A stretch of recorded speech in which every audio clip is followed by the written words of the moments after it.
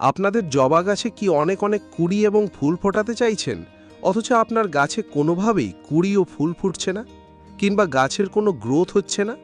বন্ধুরা, আজকের আমার ভিডিওতে জানাবো কোন ম্যাজিক তরল এবং একটি বিশেষ ক্যাপসুলের প্রয়োগে গাছে আসবে নতুন গ্রোথ ও ফুটবে অসংখ্য কুঁড়ি ও ফুল।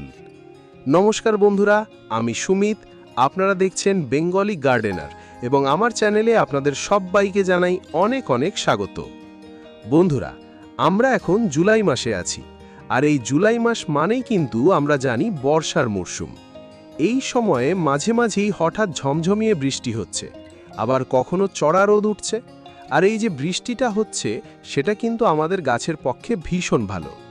তবে বন্ধুরা, এই বর্ষায় ছোট ছোট কিছু বিষয়ে আমাদের লক্ষ্য রাখতে হবে। গাছকে আমরা এখন কোন ধরনের খাবার দেব, যে খাবারগুলো পেয়ে আমাদের গাছের পাতা থাকবে একদম সবুজ আর গাছে আসবে হাজারেরও বেশি কুঁড়ি। বন্ধুরা, যেসব গাছে একেবারে কুঁড়ি আসছে না, আপনার গাছ দীর্ঘদিন ধরে হয়তো একইভাবে থমকে আছে, সেই গাছেও কিন্তু কুঁড়ি চলে আসবে। আজকে আমি যে বিশেষ উপাদান এবং ঘরোয়া পরিচর্যার কথা বলবো, সেটা যদি আপনারা মাসে অন্তত একবার ব্যবহার করেন, তাহলেই কিন্তু আপনার গাছের প্রত্যেকটি শাখায় শাখায় কুঁড়ি আসবে। এবং যেসব ছোট ছোট গাছের একেবারে বৃদ্ধি হচ্ছে না, গাছগুলো থমকে পড়ে আছে, সেই গাছেরও কিন্তু দ্রুত বৃদ্ধি হবে। বন্ধুরা, ঘরোয়া খাবার যদি আমরা গাছে বারবার দিই, সেটা কিন্তু আমাদের গাছের মাটির জন্য ভীষণ ভালো। বারবার রাসায়নিক সার যদি গাছে দেন, তবে টবের মাটিটা কিন্তু আমাদের অনেক সময় অ্যালকালাইন হয়ে যায়। সেই কারণে আমাদের গাছে অনেক সময় একেবারে কুঁড়ি আসতে চায় না। এই জুলাই মাসে প্রথমে যে কাজটি আমাদের করতে হবে, সেটা হচ্ছে যেসব টবের মাটিতে আগাছা জন্মাবে এই বর্ষার বৃষ্টির জলে, সেটা কিন্তু সাথে সাথে তুলে ফেলে দিতে হবে। এই সময় বৃষ্টির জলে প্রচুর পরিমাণে নাইট্রোজেন থাকার কারণে টবের মাটিতে প্রচুর আগাছার জন্ম হয়। তাই অবশ্যই এই আগাছাগুলোকে তুলে ফেলতে হবে একদম শিকড় সমেত। তা না হলে আমরা যে খাবারগুলো দেব, সেই পুষ্টি কিন্তু এই সব আগাছাগুলোই শোষণ করে নেবে, গাছ আর পাবে না। দ্বিতীয় বিষয় হচ্ছে, যেসব গাছগুলো লক্ষ্য করে দেখবেন ওপরের ডালগুলো একটু সরু হয়ে গেছে, হয়তো আগে অনেক ফুল দিয়েছে, তারপর ডালগুলো একদম সরু হয়ে গেছে, সেই ডালগুলোকে কিন্তু আপনাদের কেটে ফেলে দিতে হবে। এই সব ডালে যদি নতুন কুঁড়ি আসেও, সেই ফুলের সাইজটা কিন্তু অনেকটা ছোট আসবে। সেই কারণে এই সরু ডালগুলো কেটে ফেলে দেবেন। এছাড়াও অতিরিক্ত লম্বা হয়ে গেছে যেই ডালগুলো, সেগুলোকে কেটে দিন। এতে সাইড থেকে প্রচুর ছোট ছোট নতুন শাখা প্রশাখা বার হবে। যখন ফুলটা ফুটবে, সেই ফুলের সাইজটা অনেকটা বড় আসবে এবং গাছও অনেক ঝাঁকড়া হয়ে উঠবে। দেখুন, আমি এইখান থেকে ডালটি কেটে দিয়েছিলাম, এখন চারিদিক থেকে আরও নতুন ডাল বেরোচ্ছে। যদি মোটা বা শক্ত ডাল কেটে থাকেন, তাহলে ডাল কাটার পর আপনারা একটু ফাঙ্গিসাইড অবশ্যই লাগিয়ে দেবেন। যেহেতু জুলাই মাস, মাঝে মাঝেই এখন বৃষ্টি হচ্ছে, আর এই বৃষ্টির জল যদি ওই কাটা অংশে পড়ে, তাহলে কিন্তু ডালগুলো কালো হয়ে পচন হয়ে যাবে, যাকে আমরা ডাইব্যাক বলি। সেই কারণে একটু সাফ ফাঙ্গিসাইডের পেস্ট বানিয়ে ভালো করে প্রলেপ দিয়ে দেবেন এইভাবে।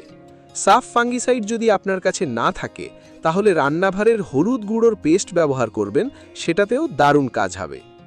এরপরে আমাদের যে বিষয়টা লক্ষ্য রাখতে হবে জবা গাছের জন্য, সেটা হচ্ছে হঠাৎ বৃষ্টির কারণে যেসব গাছের পাতা হলুদ হয়ে যাচ্ছে এই সময়, সেই পাতাগুলোকে কিন্তু গাছ থেকে ছিঁড়ে ফেলে দেব। তা না হলে কিন্তু বৃষ্টির জলটা যখন পড়বে, ওই হলুদ পাতা যদি ডালে আটকে থাকে, তাহলে সেখানে পচন ধরে ফাঙ্গাস লেগে যাবে।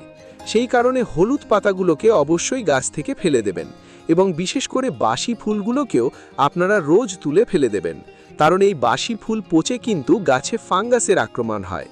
পুরনো বাসি ফুল ও হলুদ পাতা ফেলে দিলে গাছে কোনো ফাঙ্গাস ধরার ভয় থাকবে না, এবং গাছে দ্রুত গতিতে নতুন কুঁড়ি আসতে শুরু করবে। তারপর যে বিষয়টা আমরা লক্ষ্য করব, সেটা হচ্ছে টবের মাটিটাকে আমরা হালকা খোঁড়াই করব। এই সময় হালকা খোঁড়াইটা করব এই কারণে, যাতে মাটিটা আমাদের উর্বর ও বায়ু চলাচল বা এয়ারেশন ভালো থাকে, এবং তার সাথে বর্ষায় যে মাটি অনবরত ভিজে থাকছে, সেটা কিন্তু দ্রুত শুকিয়ে যাবে। অনেক সময় হঠাৎ বৃষ্টি এবং হঠাৎ কড়া রোদের কারণে আমাদের টবের মাটি প্রচণ্ড শক্ত হয়ে যায়, এবং গাছ কোনো প্রকার খাবার ও জল ঠিকঠাক শোষণ করতে পারে না। তাই অবশ্যই আমাদের মাসে দুবার মাটিটিকে খুশে দিতে হবে। এবং আমাদের জবা গাছের পাতাগুলো একদম সবুজ রাখার জন্য যে খাবারটা দিতে হবে সেটা হচ্ছে নাইট্রোজেন সমৃদ্ধ খাবার। আর ছোট ছোট গাছে যে অসংখ্য কুড়ি আসবে তার জন্য কিন্তু আমাদের পটাশিয়াম সমৃদ্ধ খাবার দিতে হবে। আর যেসব গাছ একেবারে বৃদ্ধি হচ্ছে না, থমকে আছে, সেই সব গাছের জন্য কিন্তু ভরপুর নাইট্রোজেন এবং ফসফরাস সমৃদ্ধ খাবার দিতে হবে। তবেই কিন্তু আমাদের গাছের শিকড়টা যত মজবুত থাকবে এবং বৃদ্ধি হবে, আমাদের গাছটা কিন্তু ওপরের দিকে তত সুন্দর বেড়ে উঠবে। এরপর আসি গাছে বড় বড় ফুলের সাইজের। সেই বড় বড় ফুলের সাইজের জন্য কিন্তু গাছকে ভরপুর পটাশিয়াম ও মাইক্রোনিউট্রিয়েন্ট দিতে হবে। চলুন দেখে নেওয়া যাক কি এমন জাদুকরী উপাদান প্রয়োগ করলে সমস্ত পুষ্টিমৌল গাছ খুব ভালোভাবে পাবে এবং গাছের রোগ প্রতিরোধ ক্ষমতা বহুগুণ বেড়ে যাবে। আজকে আমি যে জিনিসটার কথা বলবো তা আমাদের প্রত্যেকের আশেপাশের ওষুধের দোকানে খুব সহজেই পেয়ে যাব। সেটা হলো ভিটামিন ই ক্যাপসুল। এই একটি ক্যাপসুলের দাম কিন্তু মাত্র ৩ থেকে ৪ টাকা। হ্যাঁ বন্ধুরা, এই 400 mgর ভিটামিন ই ক্যাপসুলের মধ্যে থাকে আলফা টোকোফেরল, যা গাছের ইমিউনিটি বা রোগ প্রতিরোধ ক্ষমতাকে এতটা বাড়িয়ে দেয় যে গাছ যে কোনো রকমের স্ট্রেস বা ধকল খুব সহজে কাটিয়ে উঠতে পারে। এই জুলাই মাসের অতিরিক্ত বৃষ্টি আর গরমের যে খামখেয়ালি আবহাওয়া, তার হাত থেকে গাছকে রক্ষা করতে এটি দারুণ কাজ করে। এর ব্যবহারে গাছের শিকড় খুব দ্রুত বাড়ে, পাতা একদম চকচকে সবুজ হয় এবং গাছে প্রচুর পরিমাণে কুড়ি আসতে সাহায্য করে। যেসব গাছ দীর্ঘদিন ধরে থমকে আছে, ফুল দিচ্ছে না কিংবা পাতা ও কুড়ি হলুদ হয়ে খসে পড়ছে, তাদের জন্য এই ভিটামিন ই ক্যাপসুল একটি জাদুর মতো কাজ করে। তবে বন্ধুরা, এই ক্যাপসুল ব্যবহারের সঠিক নিয়ম ও পরিমাপ জানাটা কিন্তু ভীষণ জরুরি। তা না হলে গাছের উপকারের জায়গায় ক্ষতি হতে পারে। আরেকটা কথা, এই ক্যাপসুল কিন্তু সরাসরি টবের মাটিতে দেবেন না। এটি সঠিকভাবে দ্রবণ তৈরি করে তবেই গাছে প্রয়োগ করতে হবে। এবার বলবো পরিমাপ ও দ্রবণ তৈরির পদ্ধতি। 1 লিটার পরিষ্কার জল আপনারা নেবেন, তবে কর্পোরেশনের কলের জল নিলে জলটিকে অন্তত 24 ঘন্টা কোনো খোলা পাত্রে রেখে দেবেন, যাতে ভেতরের ক্লোরিন ও ফ্লুরিন উবে যায়।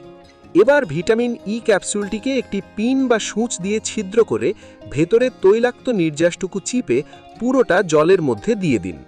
যেহেতু তেল জলের সাথে মিশতে চায় না, তাই এর সাথে সামান্য 1 থেকে 2 ফোঁটা যে কোনো লিকুইড ডিশওয়াশ বা শ্যাম্পু মিশিয়ে দেবেন। শ্যাম্পু দিয়ে জলটি খুব ভালো করে গুলিয়ে নিলেই দেখবেন তেলটা পুরোপুরি জলের সাথে মিশে একটা হালকা সাদাটে তরল তৈরি হয়ে গেছে।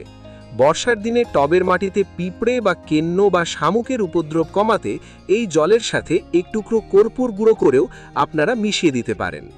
এবার এই 1 লিটার তৈরি দ্রবণটি আপনারা আপনাদের গাছের সাইজ অনুযায়ী দেবেন।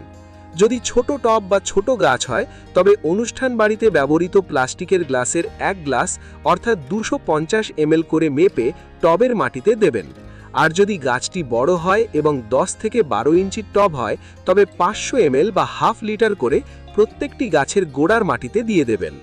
এছাড়া জলটি ভালো করে ছেঁকে নিয়ে স্প্রে বোতলে ভরে পুরো গাছে স্প্রেও করে দিতে পারেন যখন দেখবেন বৃষ্টি হচ্ছে না। এই জলটি দেওয়ার সময় মনে রাখবেন, জুলাই মাসে অনবরত বৃষ্টির সময় যখন মাটি একদম কাদা হয়ে থাকবে তখন কিন্তু এটি দেবেন না।